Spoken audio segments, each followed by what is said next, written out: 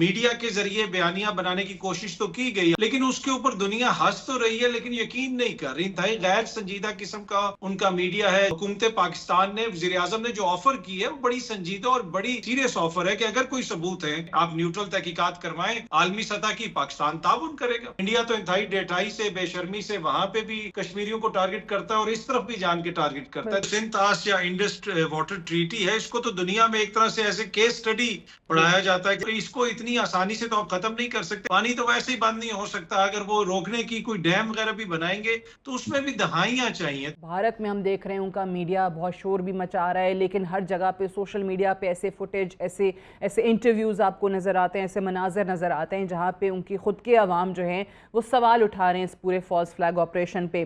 सो आपको लगता है इस वक्त के वाकई में जो असल चेहरा है वो ना सिर्फ इंडिया में उनका बेनकाब हुआ है बल्कि दुनिया भर में शायद वो जो तवक्को लगा कर बैठे थे कि हमारी मजलूमियत और हमारे मिस्कीन होने का पूरी दुनिया को शायद नज़र आएगा, उसका ढोल पीटा जाएगा, वो कवरेज उनको इंटरनेशनली भी नहीं मिल सकी।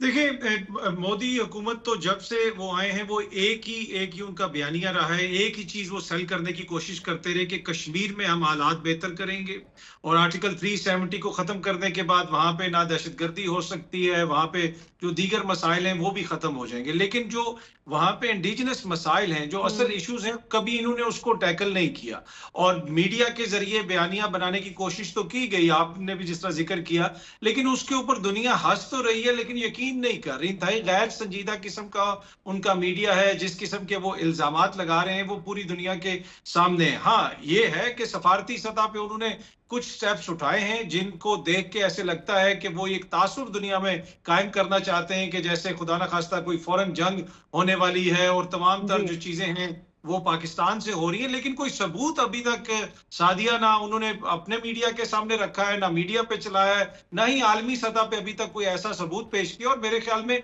हुकूमत पाकिस्तान ने, वज़ीर आज़म ने जो ऑफर की है वो बड़ी संजीदा और बड़ी एक, जैसे आप कह सकते हैं, सीरियस ऑफर है कि अगर कोई सबूत है, आप तहकीकात करवाना चाहते हैं, आप न्यूट्रल तहकीकात करवाएं, आलमी सतह की, पाकिस्तान ताउन करेगा। मुझे अच्छा ये बताइएगा, सारे के अंदर जो हमारे बेचारे कश्मीरी बहन भाइयों के साथ होता है, अभी भी अगर कोई कार्रवाई की बात की जाती है, कोई मिस एडवेंचर करने की कोशिश करता है इंडिया, तो वो भी कश्मीर बॉर्डर के साथ होगा। वहाँ मकबूजा कश्मीर के अंदर जो कश्मीरी हैं वो भी महफूज नहीं हैं, और कश्मीरी जो अदरवाइज़ भारत के अंदर हैं, काम कर रहे हैं, पढ़ाई कर रहे हैं, स्टूडेंट्स हैं, उनके साथ भी बहुत ज़्यादती हो रही है। उनको भी किस तरीके से चुन चुन के आप देख रहे हैं कि वो बयानात उनका मीडिया दिखा रहा है। जो इंतहा पसंद हिंदू हैं वो कह रहे हैं कि हम बदला लेंगे, कश्मीरी जो हैं वो वापस चले जाएँ, अपने इलाके छोड़ दें।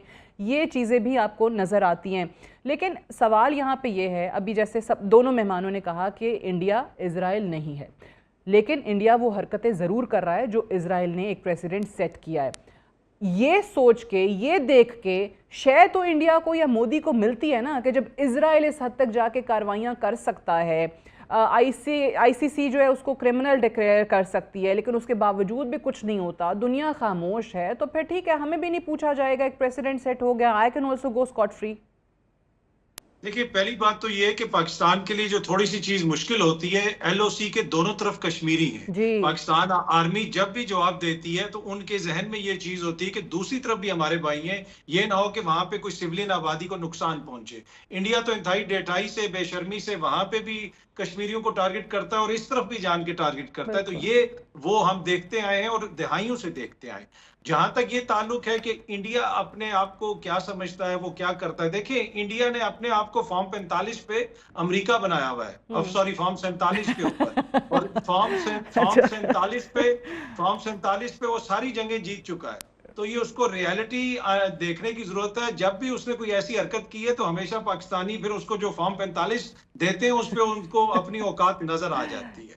जहां पे मुझे थोड़ा सा गिला शिकवा है अपनी हुकूमत से कि देखें यहाँ पे कितने ज्यादा टेररिस्ट हमले होते हैं। जाफर एक्सप्रेस का कितना बड़ा हमला था, उस पे हमारा जो सफारती रद्द अमल है सादिया, वो हमेशा कमजोर होता है। मिलिटरीली हम हमेशा उनको मुंह तोड़ जवाब देते हैं, लेकिन सफारती सतह पे हमारा उस वक्त फर्ज बनता था कि हम उनके एम्बेसडर को वापस भेजते, एम्बेसडर को ना भी भेजते तो कम से कम 2-4 और बंदों को तो भेजते। उन्होंने फौरन वो सारे स्टेप्स उठा के आलमी सतह के ऊपर एक खबर बना दी, और जाफर एक्सप्रेस जैसा इतना बड़ा इंसिडेंट हुआ और हमने उसके ऊपर जो कुछ किया वो महदूद था। हमें इनके अमले को भी वापस भेजना चाहिए था, इनके वीजे कैंसिल करने चाहिए थे, हम और हमारे पास जो सबूत है वो दुनिया के सामने रखते। तो अनफॉर्चुनेटली मुझे ये लगता है कि सम टाइम सफारती सतह पे हम थोड़ा सा लैग करते।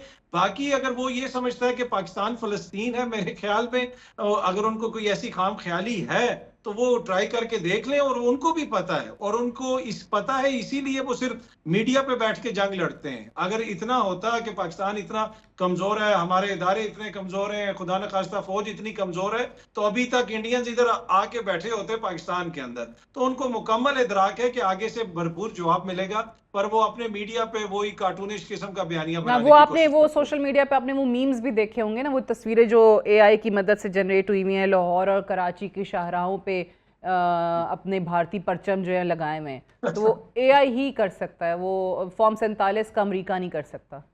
जी जी, बस ये फॉर्म 47 पे भारत सारी जगह जीता हुआ है और सब वो सबसे बड़ी ताकत है, पर इनको रियलिटी जो है ना वो फॉर्म 45 की मिलेगी जब ये हरकत करेंगे कोई। ये अथर जिस तरह से अभी इंडस वाटर ट्रीटी की बात हुई, पानी एक ऑब्वियसली सबसे बड़ा इशू है।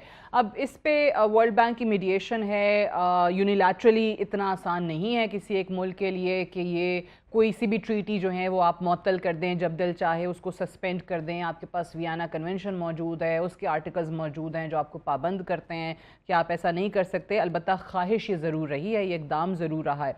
पाकिस्तान जो है किस फोरम पे आपको लगता है कि इस पे ज़्यादा मौसर अंदाज में अपना मुकदमा पेश कर सकता है? यूनाइटेड नेशंस की हम हमेशा बात करते हैं कि इफ़ेक्टिवनेस पे डेफिनेटली सवालात उठते हैं कि अपनी ही रेजोल्यूशंस पे अमल दरामद नहीं करा सके। ख़ास तौर से भी रिसेंट मिसाल तो हमारे सामने फ़लस्तीन और इजराइल की है। देखिए, ऑब्वियसली इंटरनेशनल सतह पे पाकिस्तान इसको उठा सकता है, जिस आपने भी फरमाया कि वर्ल्ड बैंक तो इसमें एक तरह से गारंटर है इस सारे मुआहदे के अंदर।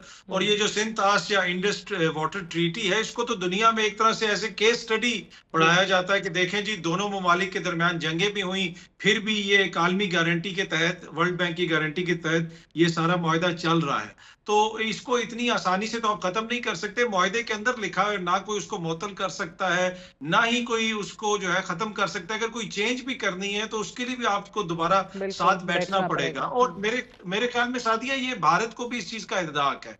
बेसिकली वो एक, जिसे आप कहते हैं ना, सतही किस्म का एक बयानिया बनाने की कोशिश करते हैं, अपने वोटर्स को, अपने स्पोर्ट बेस को मोदी साहब अपीज करने की कोशिश करते हैं, और उसके तहत फिर इस किस्म की बातें की जाती हैं कि ये पानी बंद कर देंगे। पानी तो वैसे ही बंद नहीं हो सकता, अगर वो रोकने की कोई डैम वगैरह भी बनाएंगे तो उसमें भी दहाइयां चाहिए। तो मुझे नहीं लगता कि वो कोई ऐसा इतनी कोई थ्रेट है पाकिस्तान के लिए स्ट्रेट अवे।